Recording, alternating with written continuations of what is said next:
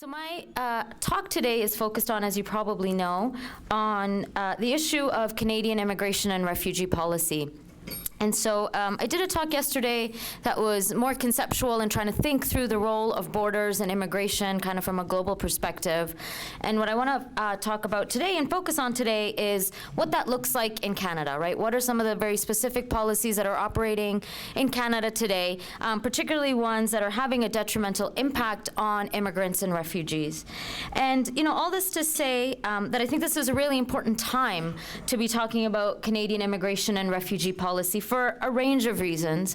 You know, yesterday, as we know, was the apology for the Kamagatamaru. Justin Trudeau did a state apology for the Kamagatamaru. The Kamagatamaru was the boat, the ship that came onto the west coast of Canada over 100 years ago, carrying 376 passengers from India. And as people know, what happened, what transpired during the Kamagatamaru was all 376 passengers were disallowed from embarking on Canadian soil, despite being British subjects, right? So this was actually the key kind of leverage that the passengers were using when they landed on Canadian soil, to say that actually we are British subjects, and technically we're supposed to be able to travel and migrate within the Dominion, but they were disallowed to disembark. And so yesterday was the apology for the Kamagatamaru. And so, you know, over 100 years later, it gives us a lot of, I think, necessary pause and reflection to think through whether that apology is meaningful or not, right? Because in order for an apology to be meaningful, we don't just apologize, we actually have to ensure that we're not replicating the same kinds of policies 100 years later. And so I would argue that in many ways, perhaps not as directly or overtly, we are in fact replicating some if not many of the historic policies that we are apologizing for. The other reason that I think it's really critical right now to talk about immigration and refugee policy is because it's in the news a lot, right? The global refugee crisis is constantly in the news, less so the past few months, but certainly, you know, October, November, December of last year. The issue, particularly of the Syrian refugee crisis, was in the front page media. The completely avoidable death of toddler Alan Kurdi, which was on the front page news, and of course Canada's connection to it, because as we know at the time, Prime Minister Stephen Harper and the federal Conservatives had disallowed Alan Kurdi's family and his uncle from being sponsored into Canada. And so the Refugees Welcome movement focused on Syrian refugees has really been in the news. And I think, you know, in some ways that has really brought forward some of the incredible generosity and benevolence of people in our communities. People have been rushing to sponsor refugees, but at the same time, it's really kind of invisibilized an ongoing exclusionary ways in which refugee policy works. So it's hidden as much as it's magnified. And so just to contextualize Canadian immigration policy, I'm not going to talk about the whole history of Canadian immigration policy. I'm going to assume that people know some of its kind of very horrendous and racist history, you know, the Kamagatamaru being one of them that I mentioned. We also have the Chinese head tax, where we saw Chinese men predominantly being brought in to work on the railroads. And we know that for approximately every 1 to 3 kilometers of track that was laid, one Chinese migrant laborer died, right? And after the railroad was built, we had the imposition of the Chinese head tax, as well as the Chinese Exclusion Act. And the Chinese Exclusion Act essentially barred all Chinese people from entering into Canada. So basically, when their labor was no longer needed, when the labor that they were exploited for was no longer needed, they were completely barred from Canada. The one thing that I want to emphasize and mention about the Chinese Exclusion Act is that it was actually passed on Canada Day. And so for many people in the Chinese Canadian community, you know, while many Canadians celebrate Canada Day, of course a lot of Indigenous people are not celebrating Canada Day, but also the Chinese Canadian community actually calls it Humiliation Day. And I think it's important to raise that, because when we're talking about Canada, we have to realize that many people have different relationships to Canada. And something as symbolic as Canada Day means completely different things to different people based on these living legacies of colonization and racism that we really need to be attuned to. Of course, we also have and had the Japanese-Canadian internment, and this was, when all Japanese Canadians were declared enemy alien simply by virtue of the fact that they were Japanese, of Japanese heritage, right? And that is such a salient example of how racial profiling works. By deciding that someone, by virtue of their racial identity, are going to be stereotyped. Most infamously, we had Ian McKenzie, an MP in British Columbia, saying, quote, "No Japs from the Rockies to the seas," right? And while we may not have that kind of overt racism, the post-9/11 climate has reproduced some of the very same policies as the Japanese-Canadian internment. So the Japanese-Canadian internment was justified again by basically saying, or assuming that all Japanese Canadians were enemy aliens because they happen to be of Japanese heritage. And in the post-9/11 climate, we have the same kind of justification where Muslims and anyone assumed to be Muslim, South Asian, Sikh, Arab, by virtue of being Muslim, South Asian, Sikh, Arab, and more, are presumed to be terrorists, right? So our entire kind of anti-terror legislation that has come about in the post-9/11 climate is based on literally, the false assumption, the racist assumption that all Muslims are terrorists and we all need to protect ourselves from all Muslims, right? And so that same kind of racial logic operates from the Japanese-Canadian internment through till today in the post-9/11 climate. I'm not going to focus a whole lot. I just wanted to mention that because I'm not going to focus a whole lot on anti-terrorism legislation or on security legislation. It's obviously connected, but I think people are much more aware, particularly in the past few years, of the kinds of bills that have been passed, like Bill C-51, other kinds of violations of privacy and civil liberties. And so I'm going to explicitly focus on immigration and refugee policy, but just wanting to frame it all and saying, this is contextualized in many different aspects of policy within Canada today. So what I want to talk about is 4 key things: refugee policy, the policy of detention and deportation in Canada, generally what's happening with immigrants and immigration in Canada, and the temporary foreign worker program. So I'm going to focus on those 4 areas of policy all in like 20 minutes. So it's going to be a bit of a cursory overview, and I'm happy to answer questions after. So just so people know what's been happening with immigration and refugee policy, since 2002, there's actually been 111, at least 111 new immigration policies passed since 2002. This stands in comparison to 19 immigration policy changes that were brought about from 1867 to 2001. So 19 compared to 19 compared to 111. A vast majority of these 111 new policies, I wouldn't blame you if you don't know about even half of them. And that's because most of them have not actually been passed as legislation in Parliament. Most of them have been passed as ministerial directives.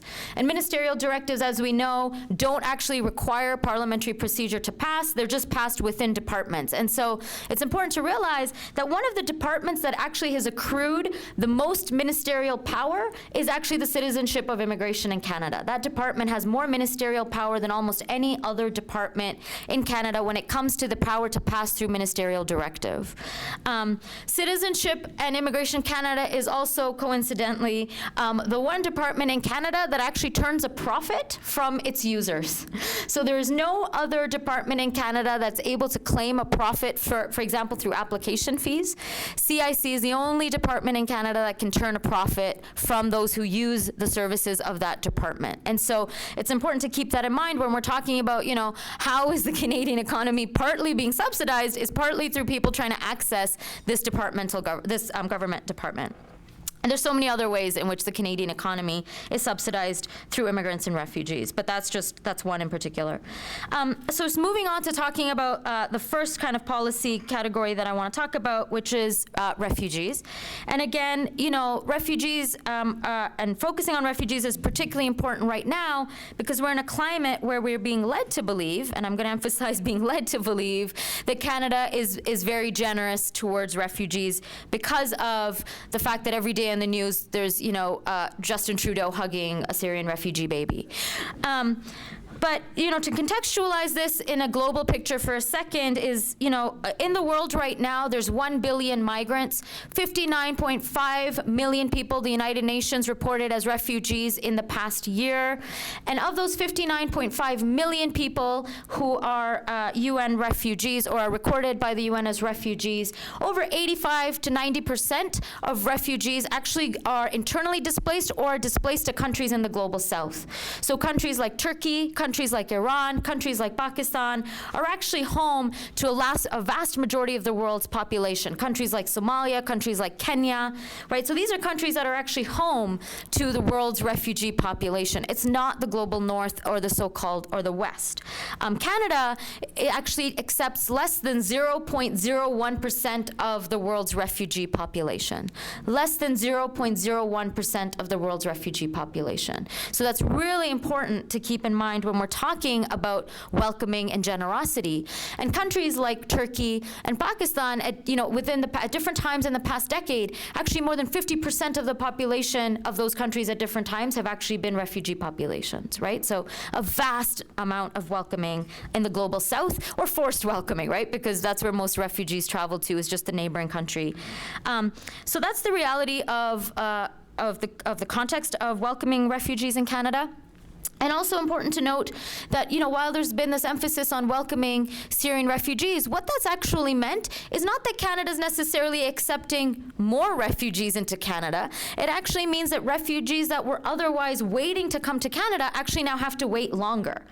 So when there's been an emphasis on welcoming Syrian refugees, unfortunately what it's done is it's just displaced other refugees, particularly from parts of Eastern and South Africa, who often tend to wait the longest, have to just wait longer. So now their wait time is expected at 4 to 5 years. So we're not welcoming more refugees. We're basically maintaining, with some slight increases, the so-called annual targets that Canada has of welcoming refugees.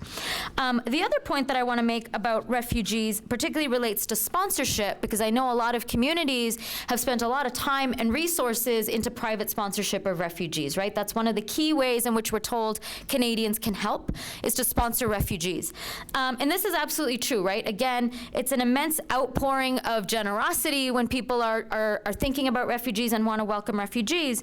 But two things that I think are important to know about the private sponsorship of refugees, the PSR program and the Group of 5 sponsorships, is with minor exceptions, generally, a private-sponsored refugee does not add to the quota of government-sponsored refugees. So typically, there's a total quota of refugees that the government will accept, particularly when it comes to sponsored refugees. And privately sponsored refugees, if you privately sponsor a refugee, it basically means the government is off the hook for a refugee. Right? So we're not actually, again, increasing our welcome. We're, more than anything, allowing the government to be off the hook. And this is an important point, because as we know, privately sponsored refugees means that government does not have to subsidize for things like housing. Right? So it means that communities basically are on the hook for housing, and that it's essentially a form of outsourcing and privatizing the refugee system, right? By saying we're going to outsource and offload this government responsibility, the state responsibility, onto citizens and residents. So I think that's an important thing to know about the private sponsorship program. I'm not trying to dissuade people from it, but I think it's important to know that in some ways it often actually benefits the government when we're privately sponsoring refugees. The other key aspects of Canada's refugee program that people should know about is, this was often in the news last year, which is that under the previous government, refugees were actually had their interim federal health completely eliminated. So that meant that most refugees and refugee claimants were not able to access basic and or emergency health care. So that included health care for things like diabetes, for things like cancer treatments, things like dialysis, right? So under the guise and really the kind of austerity logic, right, where we're pitted against each other, where we're told that refugees and immigrants are draining public services, that there isn't enough in the public purse, even though that we know there's there's actually enough in the public purse. It's just being spent on the wrong priorities, right? Like subsidies to oil companies. We're told that there isn't enough money for healthcare. And refugees were one of the first, amongst others, right? Seniors being others, who were affected by some of these cuts to healthcare and the privatization of healthcare, where refugees were denied basic healthcare access. And you know, one of the women that I was working with, her name was Agnes. Her father actually died in Canada as a result of lack of access to cancer treatment when he was diagnosed with cancer. And so one of the things that she has consistently said is that the Canadian government killed my father. And he is someone who lived in Canada for over 35 years. He lived in Canada for 35 years. His wife is Canadian. His 3 children were Canadian. Agnes is Canadian, her younger sister's Canadian, her younger brother's Canadian. She goes to Simon Fraser University. You know, when I first met her, to be honest, I didn't actually think that, you know, she was struggling with immigration issues. She was, you know, for lack of a better word, a very normal teenager. But she had, for the past 5 years, been fighting for her father to get access to permanent residency, despite having lived in Canada for 3 decades, over 3 decades, and access to health care. And he died in 2014. He died in 2014.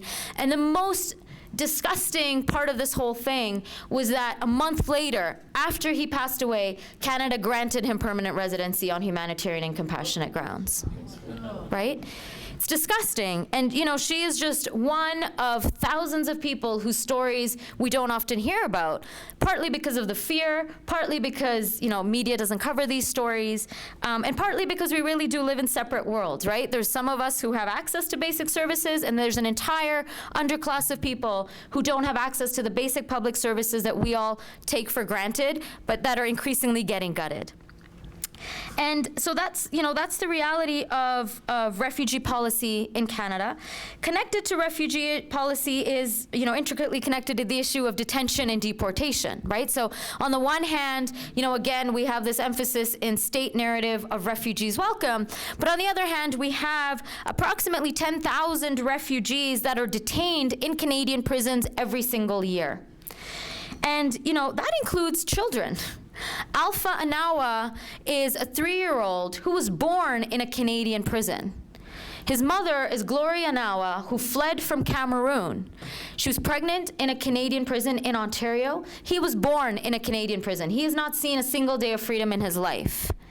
His first words in prison were radio check.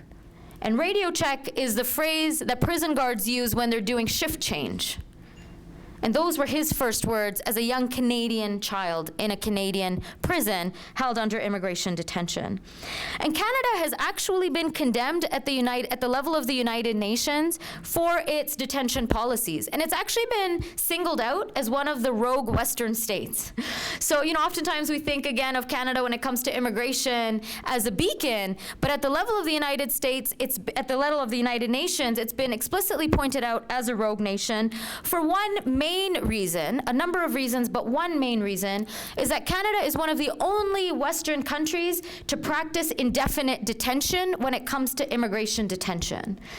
So immigration detention, just for a quick background, immigration detention is, other than the criminal injustice system, it is the only area of law when someone can be incarcerated, right, where you are physically incarcerated. But compared to the criminal injustice system, it is actually, there's no trial, there is no sentencing. It is a violation of immigration law is a violation of administrative law. It is literally the same as not paying your parking ticket. That is the body of law that it falls under, administrative law. So you can be jailed for a violation of administrative law for not having a trial with a judge and for not actually being sentenced and for not being charged with a specific offense. And so the grounds for detention, again, this is an administrative charge, is as arbitrary as you don't have proper documentations or an immigration authority, not a judge, but a border official decides that they think you're a flight risk. So if you express, and I've seen this happen so many times, where when somebody is told, you know, your refugee claim is denied, you're not going to be able to remain in Canada, and that person expresses fear, very real, legitimate fear of going back to a place of persecution where then they are actually detained because they expressed fear, that's considered a flight risk. Right? And so these are the kinds of arbitrary catch-22 situations that migrants are put in. 10,000 people a year and indefinitely detained. So you could be detained for 2 days, 3 days and deported, or you could be detained for 10 to 12 years and never know when you're going to be released. And that happens in Canada. And this is why this has been condemned at the level of the United Nations. And Alpha Nawa is not the only child that's detained in a Canadian prison. It's estimated that anywhere from 200 to 800 minors are detained as migrant detainees. Canada actually does not have a policy on the detention of minors because Canada says, the Canadian government says, we don't detain minors. They are quote unquote guests of their parents. So parents actually have the so-called choice of being incarcerated with their children or giving their kids up to welfare, right? So their kids end up in foster care. So it's not a real choice. Those kids are actually detained. And that's the other reason that Canada's been condemned at the level of the United Nations. And just this past month, 3 people have died in immigration detention, one 24-year-old in Edmonton this past weekend. And so immigration detention is actually now going to be subject to a federal review. So because of the number of deaths, because of this, this condemnation at the level of the United Nations, Canada has now ordered, the current government has ordered a federal review into Canada Border Services Agency's practice because it is also the only law enforcement body to have no independent oversight. But really, independent oversight is so inadequate because, again, when we look at the fact that there's such an immense power to detain, to arbitrarily detain without charge, without trial, without sentencing, oversight is not the core issue, right? The core issue is, why do we have a body that was brought about only after 9/11, right? It's a direct result of post-9/11 paranoia and hysteria that we have this body in the first place that has such immense powers to detain people. Over 100,000 people at this point over the past decade have been detained in Canadian prisons. It's one of the fastest growing prison populations in this country, alongside Indigenous women, who we've seen have experienced a 90% increase in the incarceration rate of Indigenous women, as well as an incredible increase of the population of Black inmates. Migrant detainees are one of the fastest growing prison populations as well.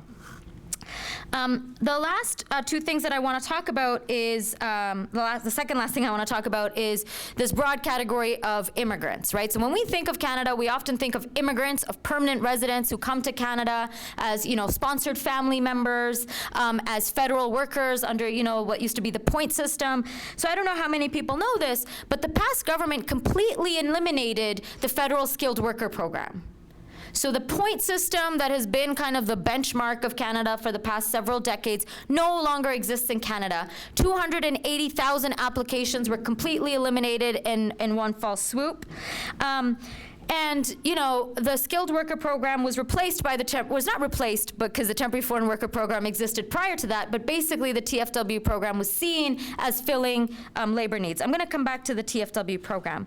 But coming back to the issue of immigration, so we have a complete elimination of the federal skilled worker program.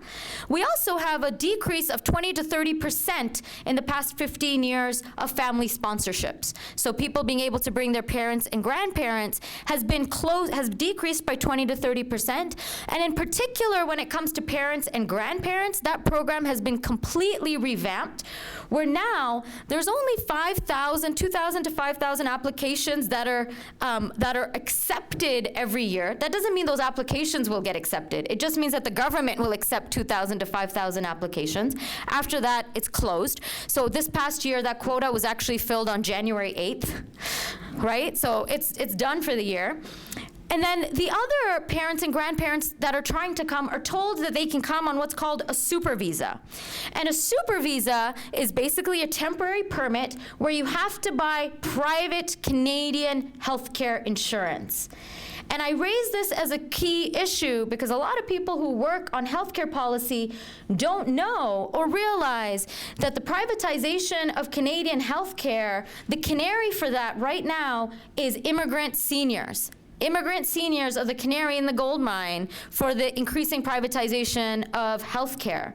And the largest increase in private Canadian healthcare insurance right now is targeted towards immigrant seniors who are required to buy private healthcare insurance in order to come to Canada. Right? And so the fact that this is happening really should be a concern for all of us, right? Because once immigrants are told you have to buy private Canadian healthcare insurance, eventually all of us are going to be told that to some degree or another, right? To a greater degree than we already are. And so this is really a key issue when it comes to public policy, is the privatization of healthcare and the intersection with immigration, as well as, you know, the elimination for refugees that I talked about earlier. The number of immigrants who are becoming citizens has completely reversed. So up until 2008, the number of immigrants who were able to become citizens were approximately 79%. But now citizenship is becoming much harder to get and much easier to lose, so that between the period of 2008 onwards, it was actually the complete opposite. Only 26% of immigrants became citizens in Canada. Right? So again, that popular idea of immigrants becoming citizens, of being able to bring their families and, you know, being able to live here in the long term with rights is actually not true when we look at these kinds of statistics. And the last point that I want to make really drives that home, and that's the Temporary Foreign Worker Program. And the Temporary Foreign Worker Program has been central to how Canada has kind of resolved the crisis of immigration and labor in the Canadian context. And so the Temporary Foreign Worker Program has actually been around for decades. It's been around in the 50s, so for over 50 years. The Seasonal Agricultural Worker Program, which brings farm workers to Canada, is marking its 50-year anniversary this year. It's not a new program, but what is somewhat new is the fact that migrant workers currently make up the majority of immigration to Canada. So when we think of immigrants coming to Canada, the vast majority are not coming as permanent residents. The vast majority, approximately 300,000 people per year, are coming on temporary permits. And again, a vast majority of them are working in what's called the low-skilled, low-wage sector. And this is the ones that we hear about in the news, right? So in the service industry, in farm working industry, doing domestic work, doing retail work. These are the kinds of labor pools that migrant workers fill. Migrant workers work some of the hardest work. They're denied the right to unionize. They're denied access to basic health and safety standards. They're denied the right to permanent residency in most cases. And in most cases, they're subject to mass human rights violations. Identification confiscated. In the case of, for example, live-in caregiver workers who were predominantly Caribbean women and now predominantly Filipino women who come to do domestic work in Canada. In British Columbia, in a survey, over 80% reported sexual violence and sexual harassment, right? So this is not an issue of one bad employer or two bad employers. This is about a program that is sanctioned by the Canadian government that actually allows for a pool of cheap indentured labor. You are tied to one employer. You're not allowed to leave your employer. If you raise any issues or concerns or violations of health or labor rights, you can be deported, right? So this is a pool that is deliberately kept vulnerable, that is deliberately kept precarious. And this is so critical to understanding the ways in which the Canadian political economy has always historically required cheap labor, right? Again, going back to the Chinese head tax and those laborers, to now the TFW program, the Temporary Foreign Worker Program, a pool of indentured labor.